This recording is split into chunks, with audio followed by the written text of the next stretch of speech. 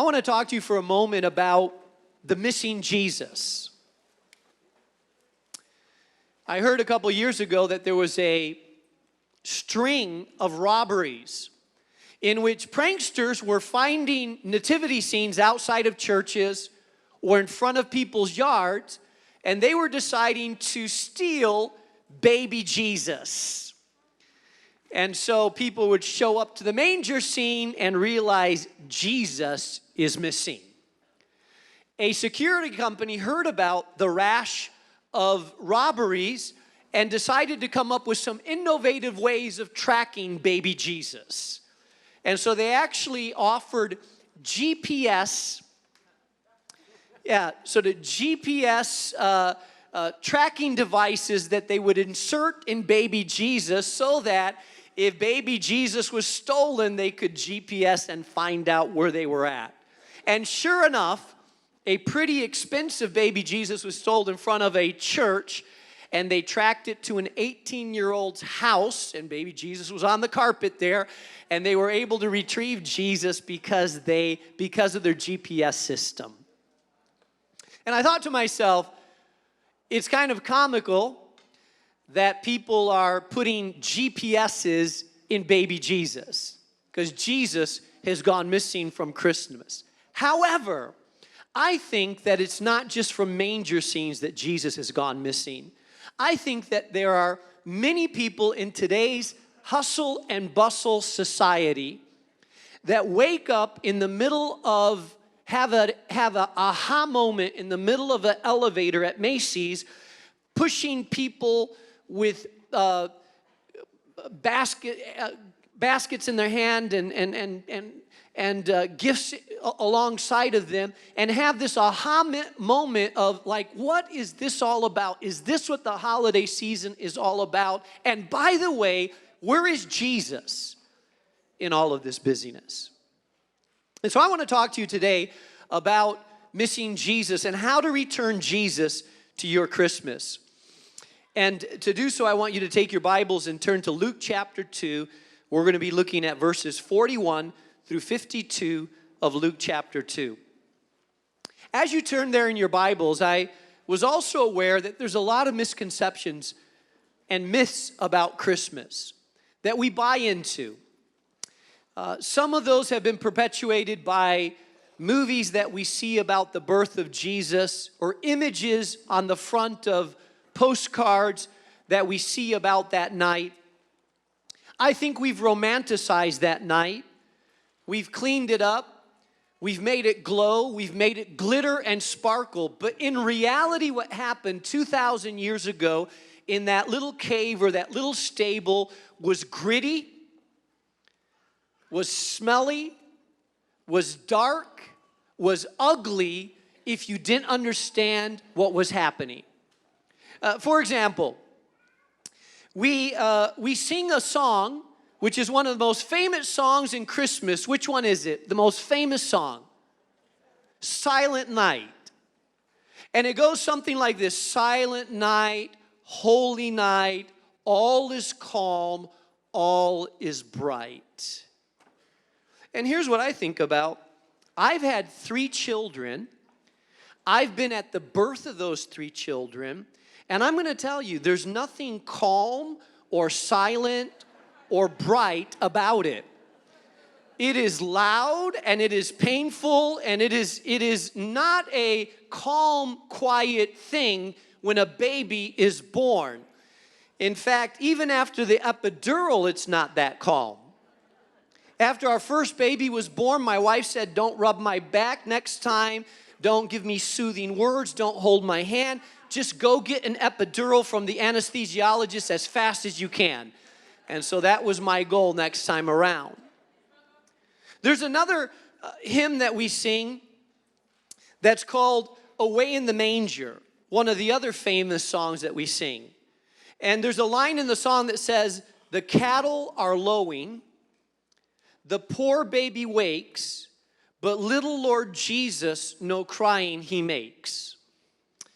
Now, I thought about that for a moment and think, I've had a couple newborn babies and they always cry. First of all, at night. So there is no like lolling cow that puts them to sleep. That's not the way it works. Babies wake up through the night, they cry. I've heard cows too, and their lowing does not put babies to sleep. It is a loud lowing. They're smelly animals in the stable. And so I think that we've sanitized it. We've romanticized what the birth of Jesus was all about.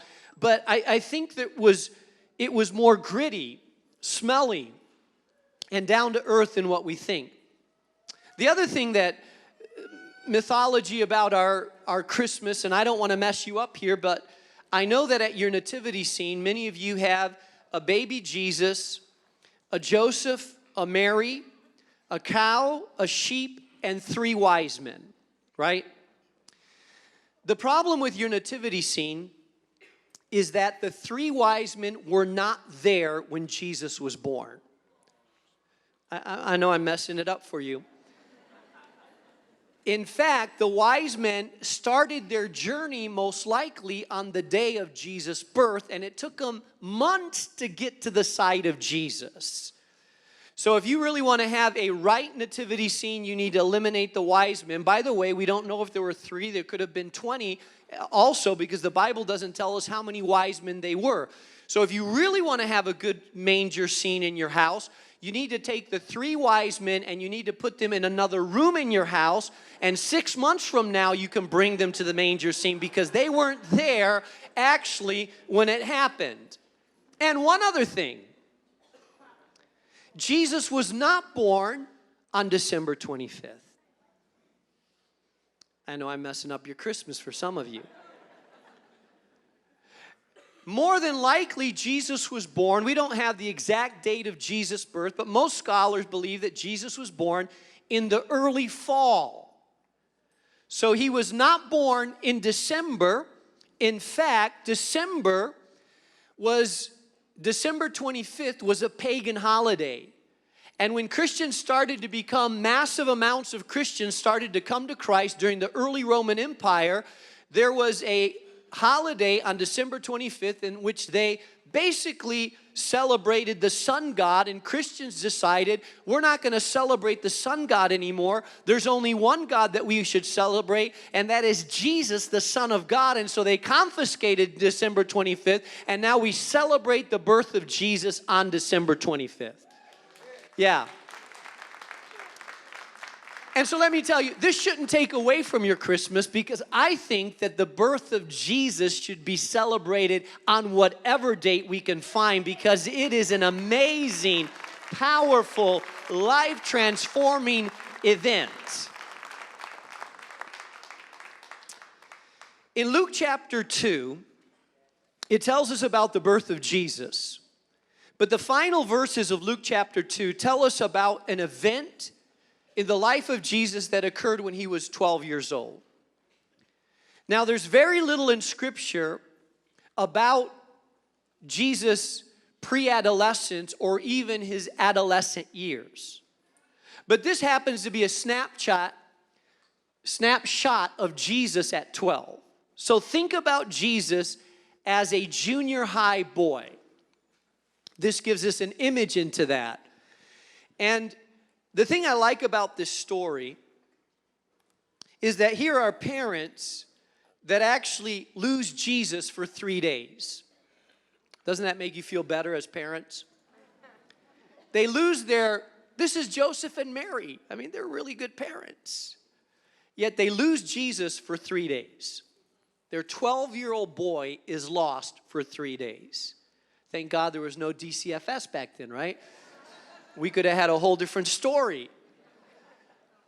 But what I like about this story is how they discover Jesus again. And I think in this story there's parallels to how we lose Jesus in our lives. And so I want to make some parallels between the losing of Jesus, of Joseph and Mary, and what happens to us sometimes in the distraction and the busyness of life.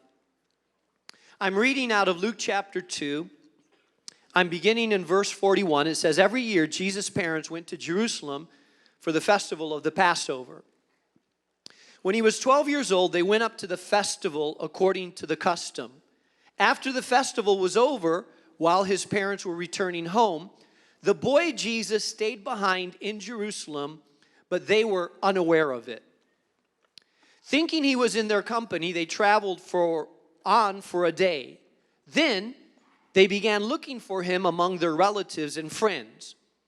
When they did not find him, they went back to Jerusalem to look for him. After 3 days, they found him in the temple courts, sitting among the teachers, listening to them and asking them questions. Everyone who heard him was amazed at his understanding and his answers. When his parents saw him, they were astonished. His mother said to him, "Son, why have you treated us like this? Your father and I have been anxiously searching for you." "Why were you searching for me?" Jesus asked. "Didn't you know that I had to be about my father's house?" But they did not understand what he was saying to them. Then he went down to Jerusalem with them and was obedient to them. But his mother treasured all these things in her heart. And Jesus grew in wisdom and stature and in favor with God and man. I want to talk to you today about how we lose Jesus in the hustle and bustle of life. And if you're taking notes today, I want you to jot this down. Number one, we lose Jesus when we get so busy and distracted with the urgent in life that we forget the important. Think about it for a moment.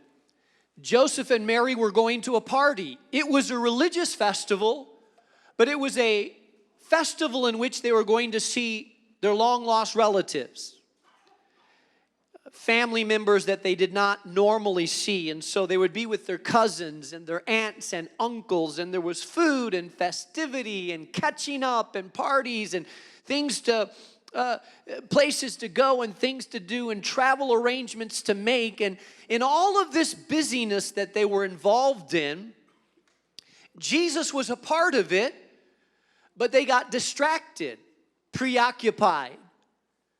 So that in the busyness and distraction, they sort of lost track of where Jesus was and ended up actually losing their very own son.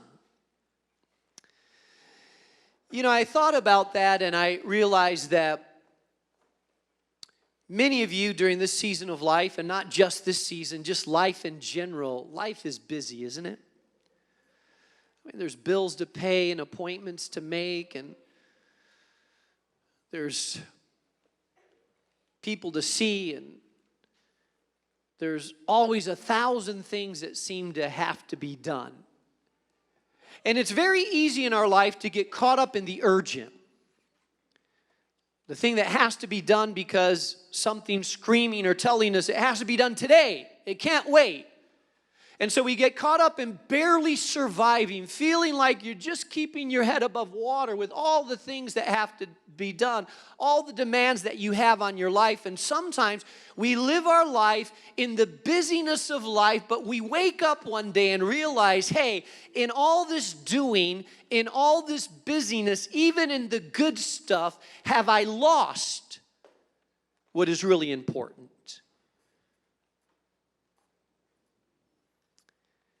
Have I forgotten what life is all about? Have I missed out on something that I thought I would never lose, never abandon, never let go? Not because I wanted to let go of it, but because I got so busy and distracted that I inadvertently lost one of the most important things in my life, my relationship with God through His Son, Jesus. I think every parent here has felt the panic of losing or thinking that you lost a child. How about it? I remember when my daughter was probably about 2 years old, my wife had dragged me to a store. And I wasn't happy to be there, but I was dragging along with her, wondering how long it's going to take. And I was supposed to be watching my little daughter, 2 years old. And so as I looked at my watch, as I wondered where we were going, my wife, who was ahead looking at some clothes, turned around and she said, where's Marissa? And I looked around. Oh, there's a moment of panic. How about it? I looked around and I said, well, she was just here. Where is she? 1,000 things go through your mind. I start looking around to see if I see any suspicious looking characters. See if someone has a big overcoat if they took her. I look at the front door to see if someone's running with my daughter. You start thinking 1,000 things like, how could I have lost my daughter? Where is she? Are they shaving her head right now and putting boys' clothes on her to try to take her away? And I ran back and forth. She was just here. I don't know. My wife is looking at me. How could you lose our daughter? And the panic and adrenaline, like she should be around here somewhere close.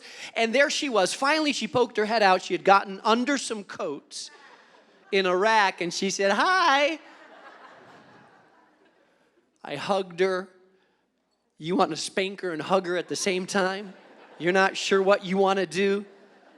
But it's that panic of losing something, realizing at a moment that you think you've lost something that was really important.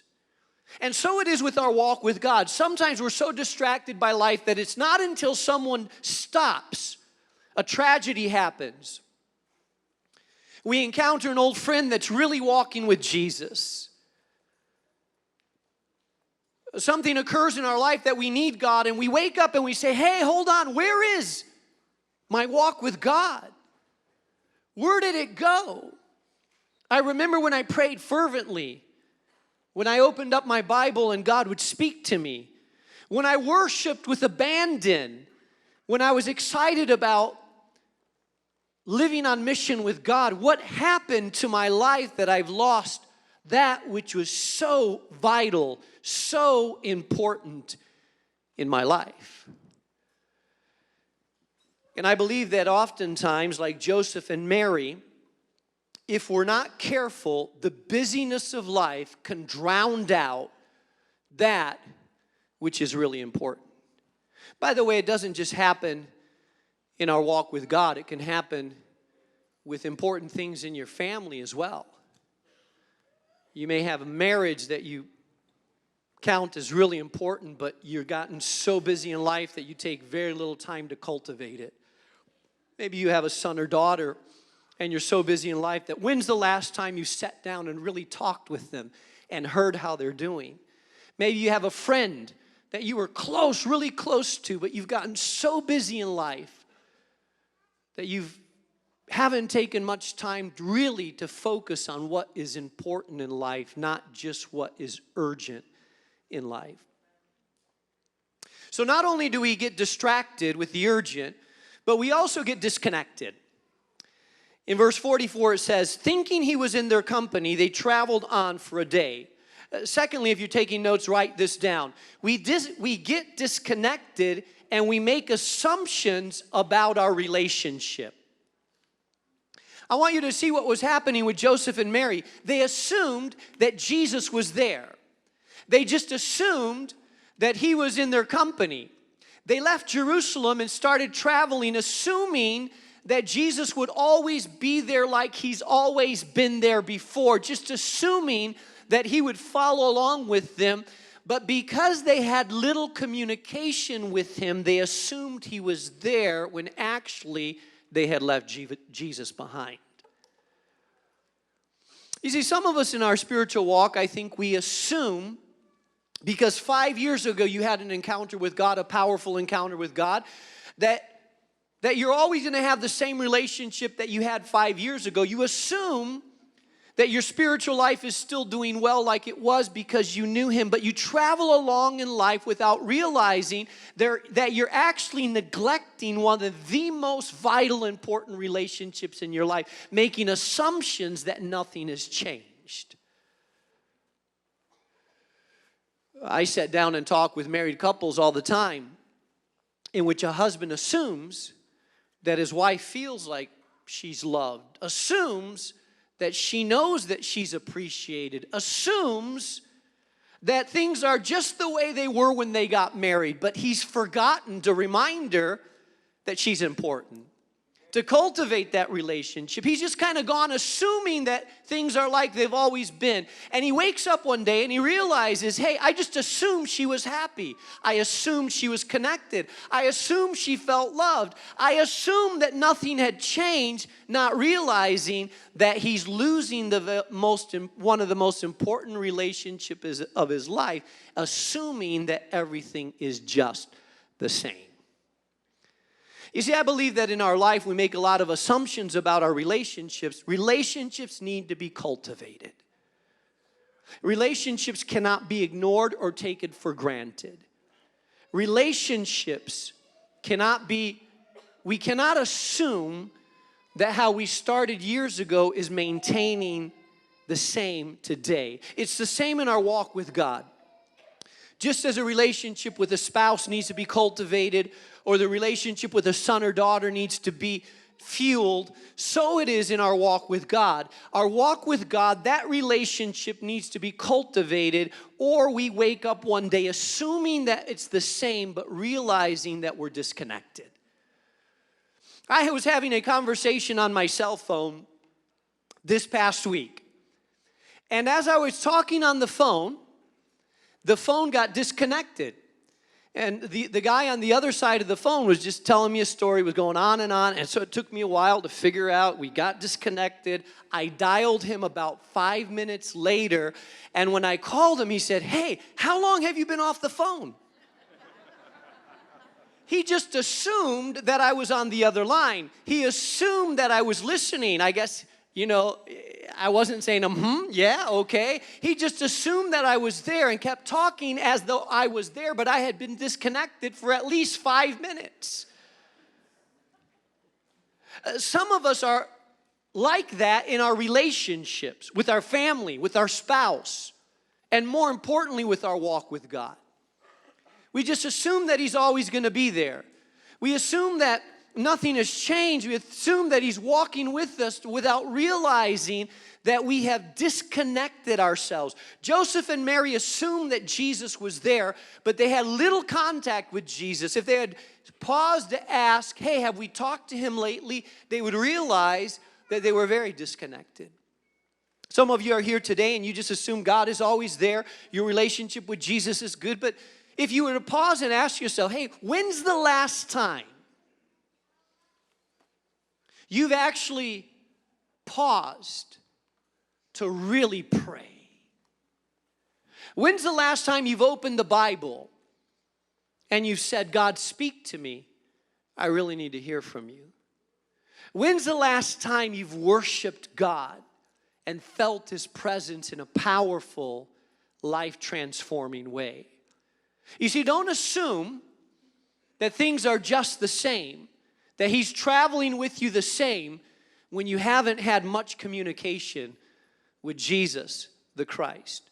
Joseph and Mary realized a day later and miles apart that they had been disconnected, that what they assumed was that that Jesus was with them, but they had left Him behind.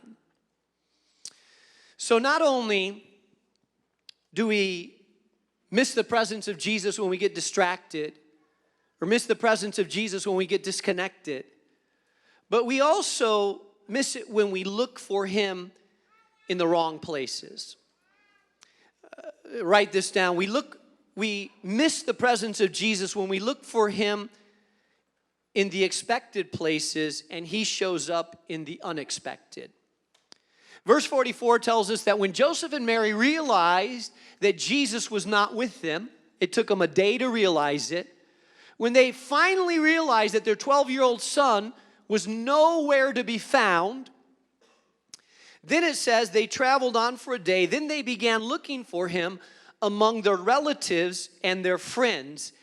When they did not find Him, they went back to Jerusalem to look for Him. And after 3 days, they found Him in the temple courts. Can I tell you this? That sometimes in our walk with God, we miss the presence of Jesus. And then when we finally start to look for God afresh, anew, when we finally start to look for the presence of God in a fresh new way, sometimes we look for Him in the wrong places.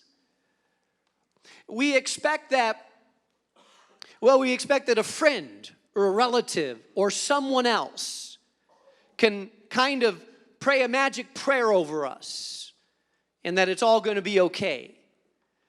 We look for Him in the people that have Jesus, and we go to them and we say, hey, I've lost Him. And we look for it, and sometimes actually we blame other people for our loss of Jesus. You see, if I had more friends that would have encouraged me, I would have never lost my relationship with God. If my wife was not such a complainer, if she would have come to church with me, I would be strong now. If my friends weren't such a bad influence, I would really be walking with God. If my cousin would really have sort of encouraged me when I started to read the Bible, that would have helped out. We blame our circumstances, we blame other people, but here's what I want you to understand today. You are fully responsible for your spiritual condition today.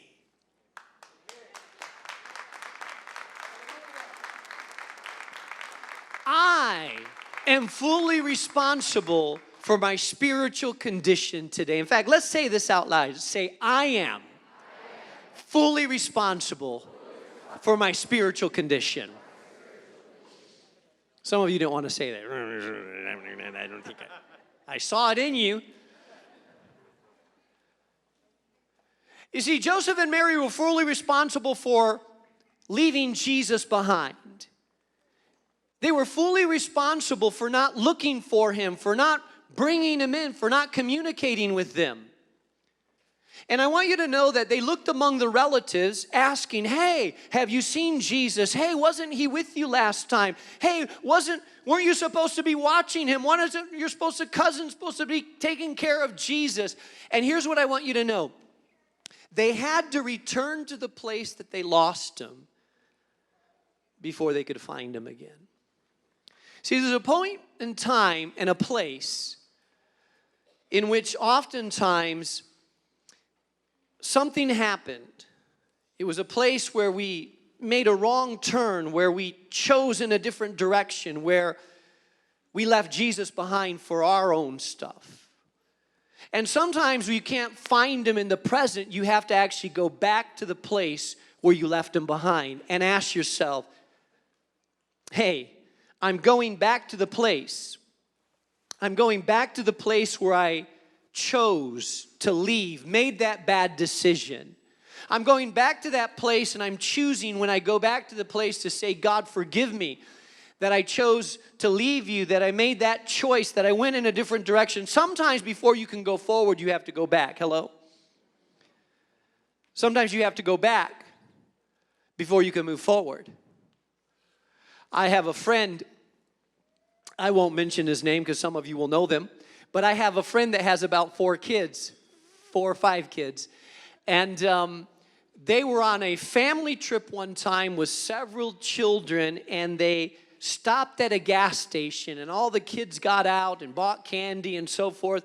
Then they got back into the car, and they were several miles down the road when the wife said, where is, and she mentioned their small youngest daughter that was, I think, 3 or 4 years old.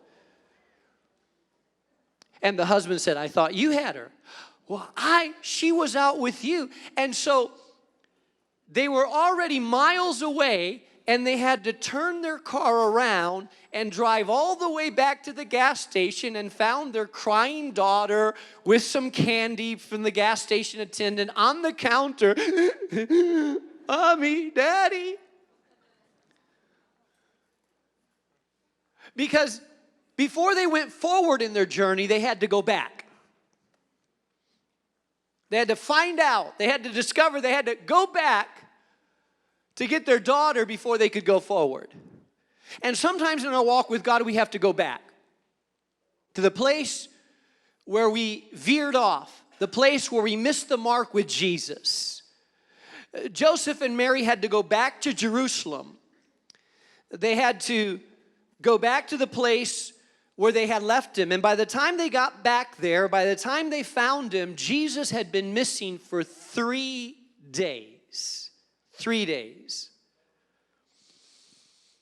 Number 4, and lastly, we incorrectly assume oftentimes that he's abandoned us instead of us straying from him. Notice what it says in verse 48. When his parents saw him, they were astonished. That means they were shocked. His mother said to him, "Son, why have you treated us like this?" You see, Mary was blaming Jesus. Like, how could you do this to us?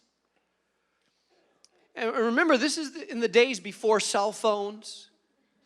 There's no, "Mom, I sent you a Facebook message. I don't know why you didn't get it." Or, "I texted you." Or, "I sent you a Snapchat of me in the temple here."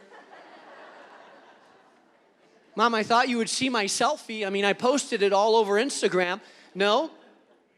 There was no way of communicating, no way of getting a hold of people at that time. And so they went back and said, "We were anxiously searching for you, anxiously searching for you. Why have you treated us like this?" You know, sometimes I think that when we miss Jesus in our life, when Jesus goes missing from our life, it's easy to blame the circumstances or the people or things that have happened to us. They blame Jesus. And maybe some of you have done the same thing. "Well, Lord, if you had not let my son become a prodigal, or Lord, if I had not lost that job, if I had not gotten news that I had cancer, if my friend hadn't moved to Texas, if my wife hadn't had an affair and divorced me,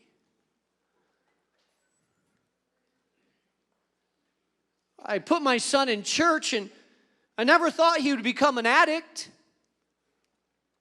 Well, if that hadn't happened, and so sometimes we blame circumstances for the way we are. We blame God that if God would have done things differently, that we would not be in the place that we're at. Joseph and Mary blame Jesus. "Jesus, why did you treat us this way?" But it really wasn't Jesus that treated them that way. It was them that had left Jesus behind.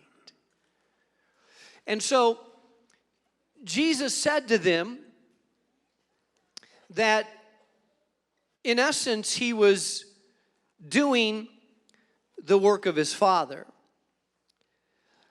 And he lets them know clearly that when it says, "And they did not find him, they went back to Jerusalem to look for him. And after 3 days they found him in the temple courts."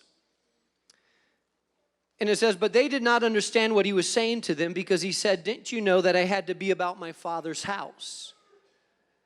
They incorrectly assumed that Jesus somehow had abandoned them, released them, that somehow it was his fault that they were in the place that he was in. And Jesus said, "You didn't understand that I would be about my Father's business." And here's what I want to leave you with this thought, because I think it's really important.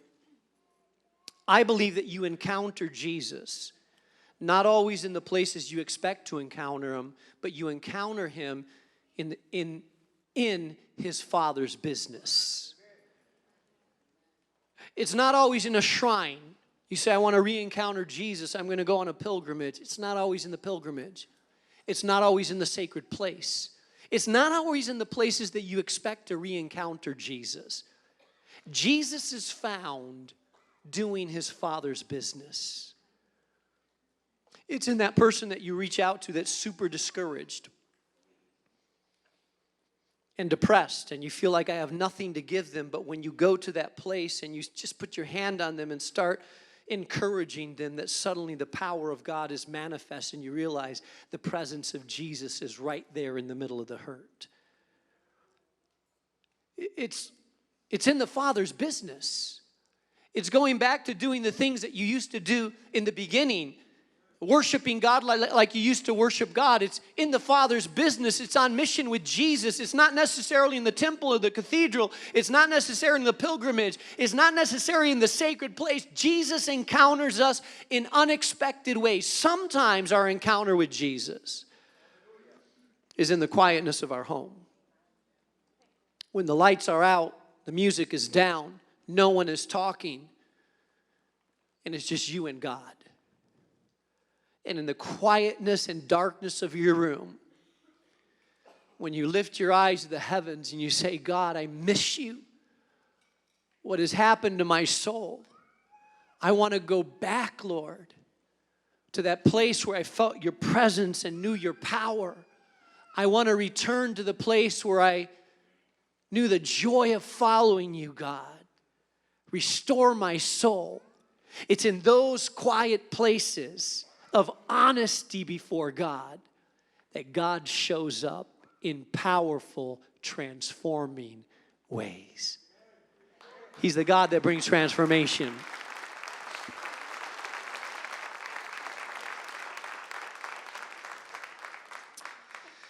So as we close our time together, I want to remind you, I don't know where you're at today, but I do know this, that I don't want Jesus to be missing from your Christmas. Oh, not just Christmas. Not just the manger scene. I don't want Jesus to be missing from your life. Here's what I know. That if he is missing, there's a vacuum inside. There's a hole in your soul that only the presence of Jesus can fill. There's no one or nothing in this world that can fill you like the presence of Almighty God.